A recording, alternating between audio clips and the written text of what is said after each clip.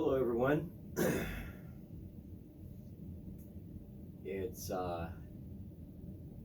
finally snow on the ground here in Ontario, southwestern Ontario, and it's that old climate change. The seasons aren't the way they used to be, say like 20 years ago, and you know, whatever you think causes it, um, the only constant is change. Now.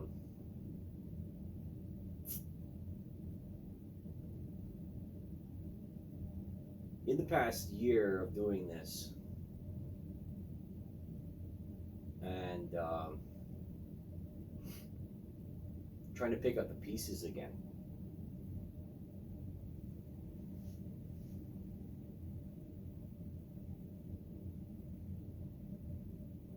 you try to think about what I want my life to be.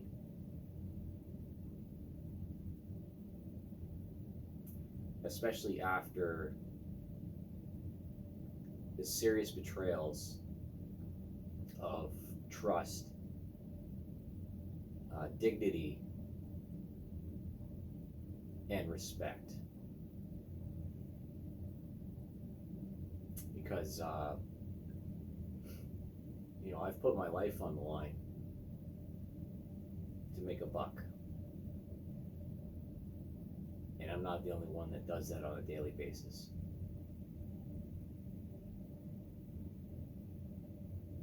Aircraft mechanics are at the same level of risk as tower climbers and underwater divers or underwater welders, and people that work on oil rigs or work in mines, gas plants, anywhere there's a confined space.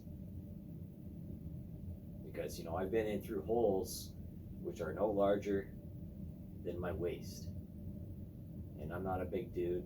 The holes are about maybe 33 inches, 34 inches ovalized, and there's only one way in or out.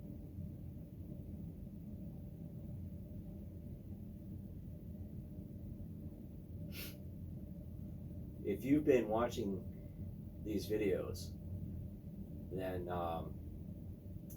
one of the things that I've been trying to establish is that I have not been treated fairly in a lot of ways, and that I've been robbed of many opportunities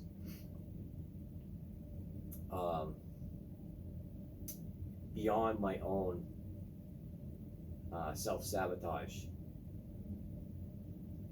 I take responsibility for the decisions that I've made that cause harm to other people, and we never really understand the weight of those decisions, and the impressions that they leave on other people. And just by your existence, that example in their minds of whatever scenario or feeling that contributes to whom that person is. And in the post-internet epoch, especially because nothing really ever goes away anymore. Everything is permanent record, more so than it ever was before. And you have to be very thoughtful and conscious of what you post online.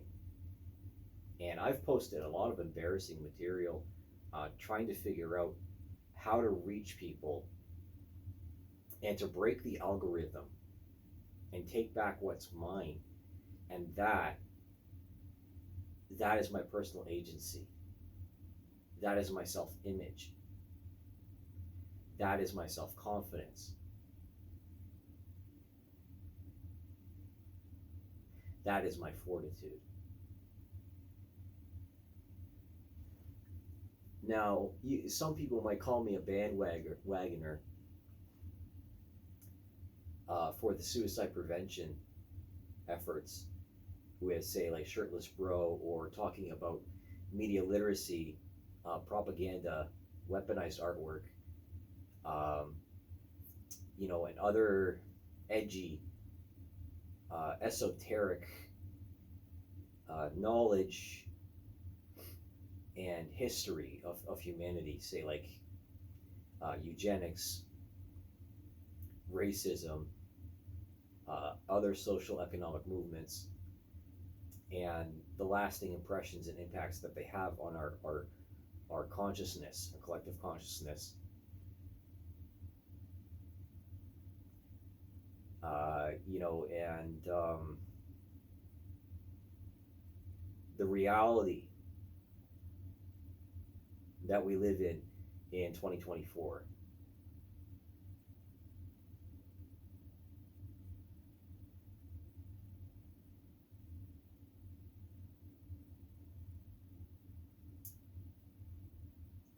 There's a sentiment by older generations that they had more freedoms because there wasn't permanent record and you could get away with a lot more, um, via paper trails and so on and so forth. But the behavior of the person shines through, and the chickens come home to roost for every generation. My generation suffers greatly, from mental health issues because we're the first ones to really, um, adopt and evolve, to the nth degree, these social media platforms from the very beginning. I grew up with this. I am a part of this human network, and I will not be ignored. And I'll get sensitive here for a moment because, again, I have personal conviction for all of this. And I just could not continue to place my head in the sand and watch other people suffer for no particular reason other than the fact of helplessness, hopelessness, and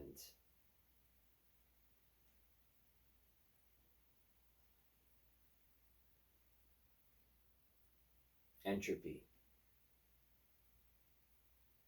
We all have a choice in life, is whether or not to keep ourselves together or to let ourselves fall apart.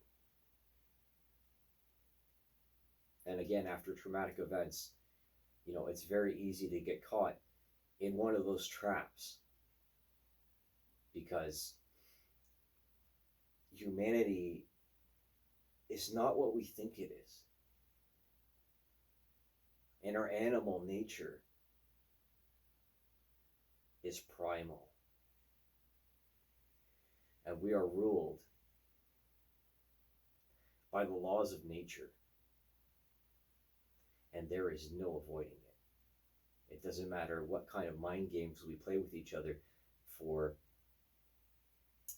a social hierarchy and um, power games, Politico.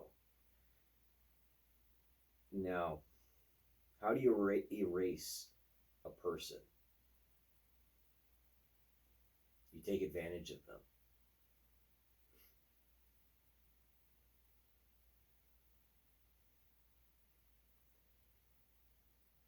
Now,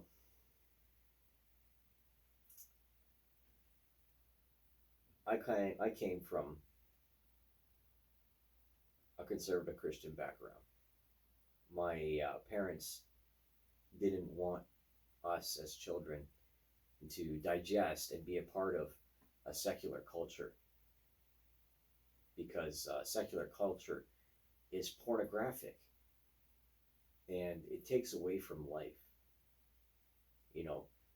This is the ethos of, say, the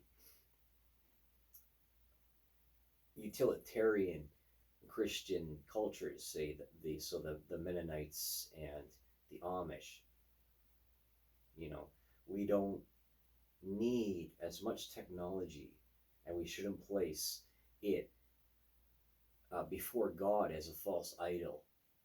This technology, the Deus ex machina, when in reality, creativity is divine. And when there's too much corruption of creativity, because the banality of evil,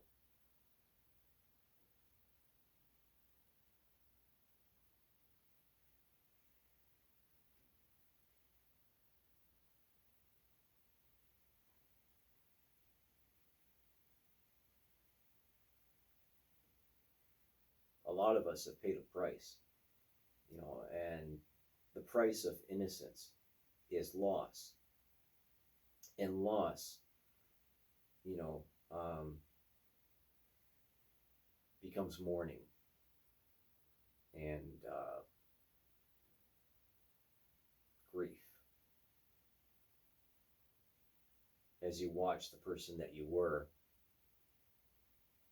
die in the moment that your trust is betrayed. And I've had some, I wouldn't say, epiphanies recently, but everything in its right place. Timing is everything.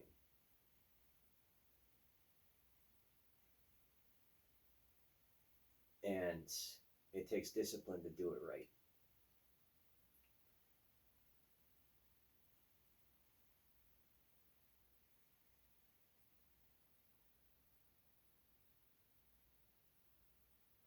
The older that you get, the more moral obligations that you have.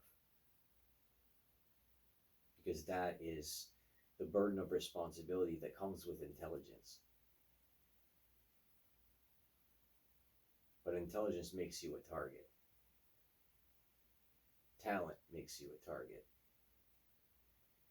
Wealth makes you a target.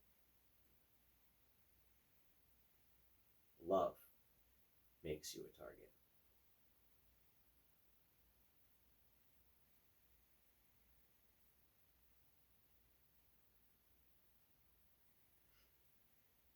My beliefs are at the core of my identity, and I will not apologize for my attitudes towards homosexuality and towards pornography and towards slavery.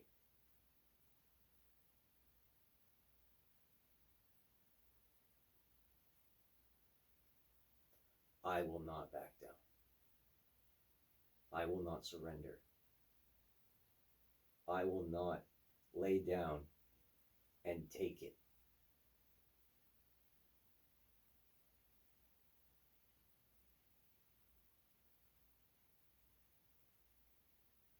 I never have, and I won't ever will.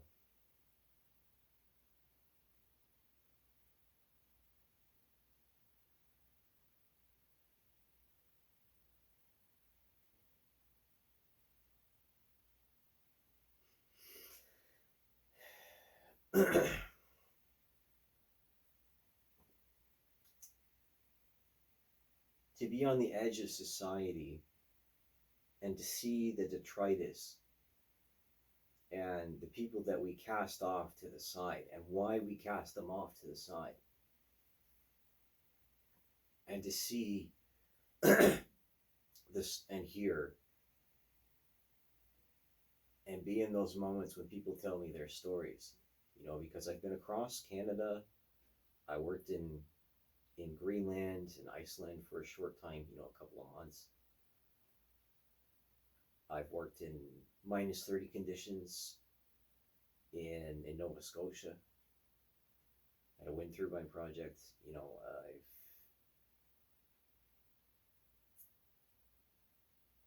I've done things that some other people will only dream of.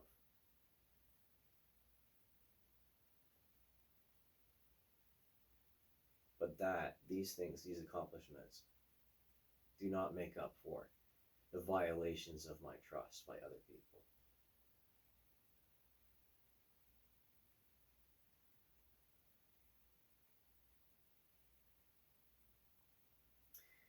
Relationships are one of the hardest things for someone that is like me and that was always behind in a lot of ways and lacked um, conviction because of depression.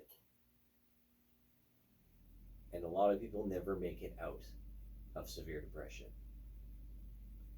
And what is depression? Depression is anger turned inwards.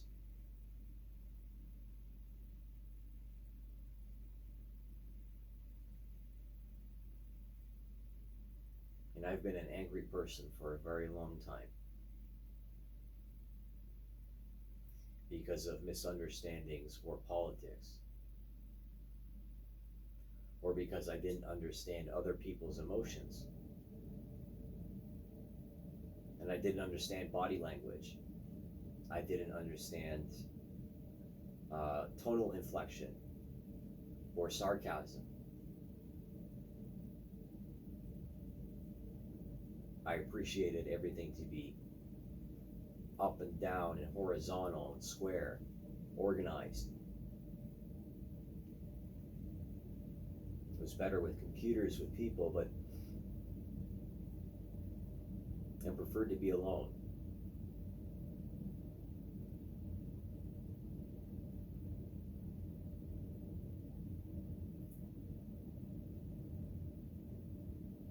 So people that have learning disabilities or they have physical disabilities are the most vulnerable to addictions or exploitation. I remember this man, he lived here in London and he had neurofibrosis. And he would take the bus when I was in high school. And he had thousands of growths all over his body. And he was the nicest person you would ever meet. And he would give up a seat for someone that he felt was even more disabled than him.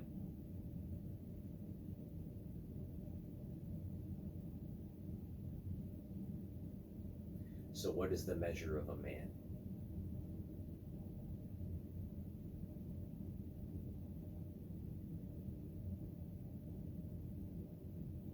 There's true conflict in reaching maturity.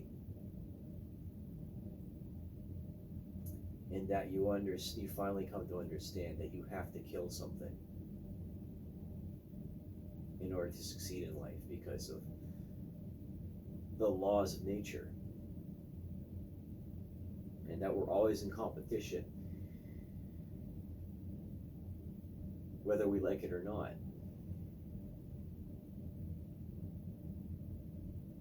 And of course, as the wisdom goes, half of success is showing up and continuing with discipline, because it's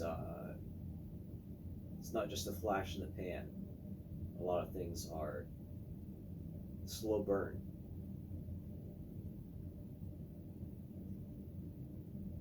And patience wins.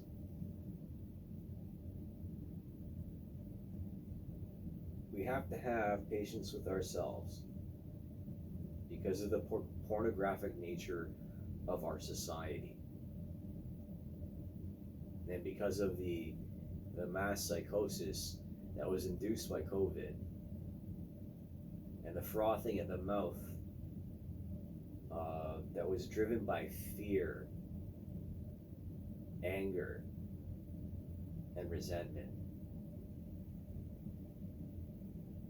And not only this, but a lack of understanding and a lack of knowledge.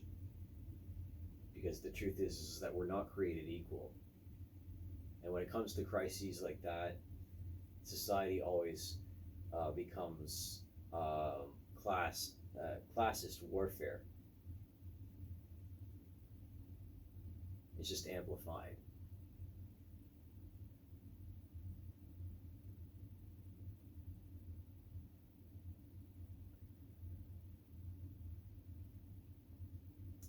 So who gets the good treatments and who gets the cold shoulder is a reality that we have to face when it comes to recovery.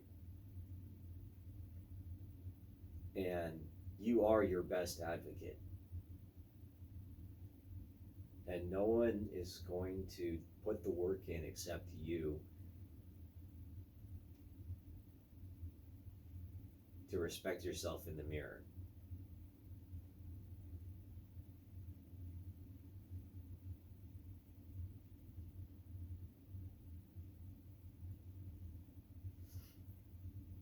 I hold an enormous responsibility as an aircraft mechanic and an engineer. Enormous responsibility.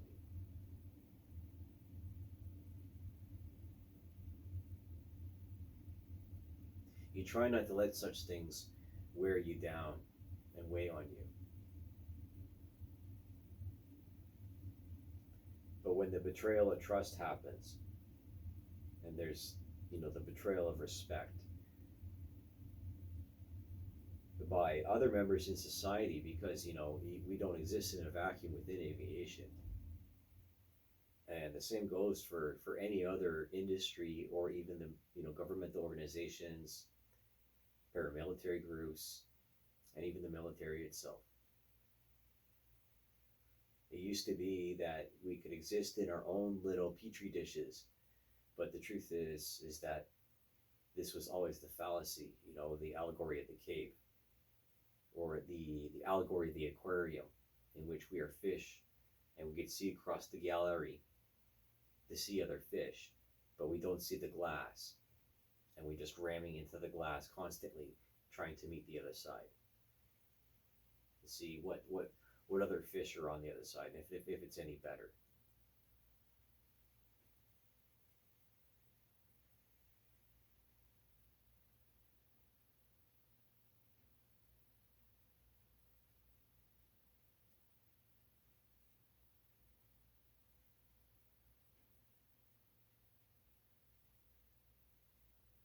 Now, I know some of you don't watch more than a few minutes, and that, I'm not everybody's cup of tea, but I'm thankful for the people that are here on this channel at this moment to listen to these thoughts. And I hope that by my example in my life is that someone feels better about themselves, because it's the strongest of us that carry the most weight. And to finally let it go after, say, the mission is over and you made your way back home, after being surrounded by the darkest thoughts and feelings.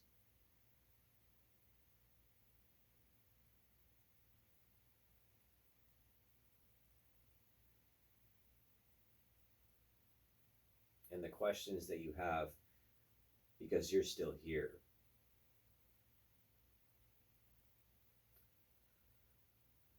And I'll tell you, I'm living proof of someone that has been through multiple meltdowns. And it's very easy to get caught up in the paranoia. But again, you have to be realistic and remember that we should have a healthy sense of paranoia, because we're all territorial and we're all animals. And these corruptions of our emotions and our reproductive drives, these hijackings and these digital prisons, and these traps for the means of exploitation. But the funny part is about that is that Some people deserve to be in the traps that they're in, and we shouldn't let them out. It's only, again, because this is involving greater concepts of psychology and understanding, again, humanity, or at least Canadian culture, coast to coast. Uh, Having been on the road myself, I read Jack Kerouac in college, and many other classic works of the 21st century and earlier. And again, I have that Norton's Anthology of English Literature upstairs. I'm an educated person. I should be proud of that, irregardless of the numbers, because at least I did it. At least I did it. At least I finished it.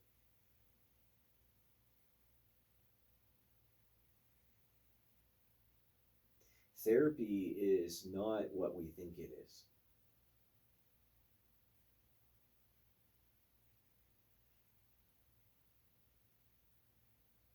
A lot of it is silence and introspection, because we don't do that enough with these individualized prison cells that can happen to people on the internet, right? This fifth dimensional world, because the internet abstractly doesn't exist within three dimensions, or time, even. As it is right now, if the technology is supported, the internet is immortal.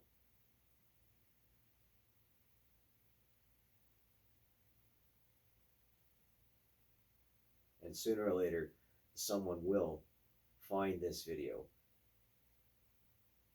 and feel that resonance, because there is life after sexual assault. And there is life after almost losing your life because of an industrial accident, a workplace injury, some other traumatic event. And I've gotten off easy in comparison to some other people. And there's people out there that have far greater challenges than I do. And that does not make me special.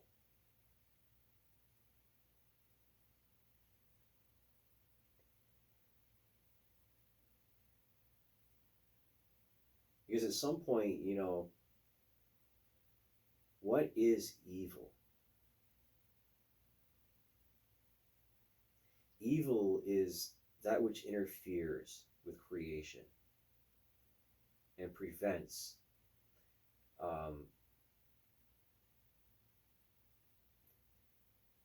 the communication of respect.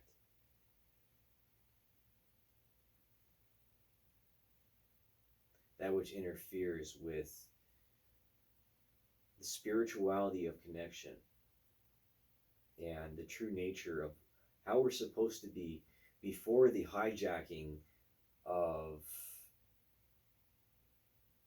something pure. Again, this is all the way it always is. I lost my innocence in different ways, with disillusionment and being disenfranchised with different organizations, because you see the best in them and the image, because so many things have changed over the years, and to find and have honorable people around you seems to be even more of a challenge.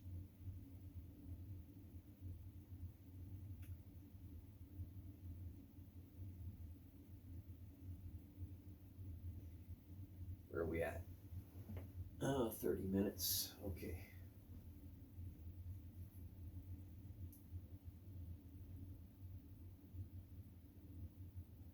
I gotta tell you, I did not ever want to be on any kind of pharmaceuticals because of disaster capitalism and that which corrupts the innocence and the purity of something that is therapeutic and that is a legitimate treatment for a condition that would otherwise be uncurable.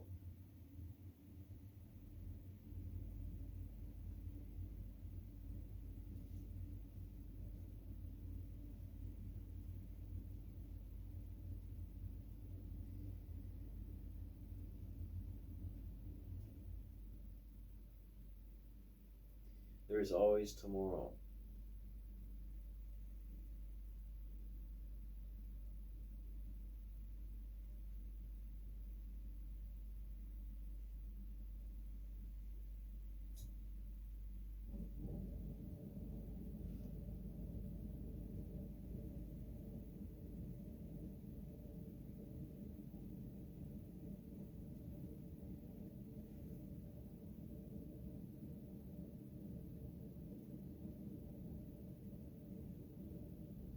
You understand what I'm saying?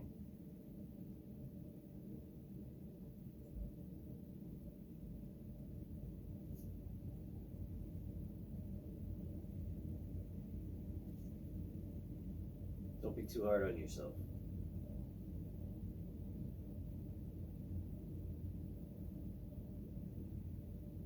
Whatever struggle you're going through right now,